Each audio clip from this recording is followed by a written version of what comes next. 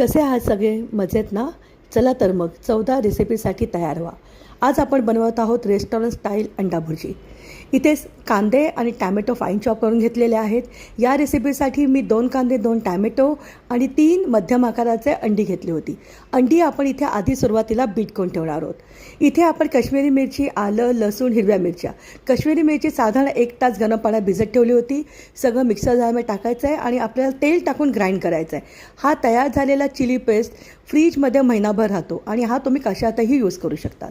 एका पॅनमध्ये 2 tablespoon butter, 2 tablespoon तेल, त्याच्यामध्ये टाकलेला आहे कांदा, तयार केलेली काश्मीरी मिरचीची पेस्ट, टॅमॅटो, चवीप्रमाणे याच्यामध्ये हळद, काश्मीरी मिरची पावडर आणि पावभाजी मसाला घातलेला आहे 1 टीस्पून.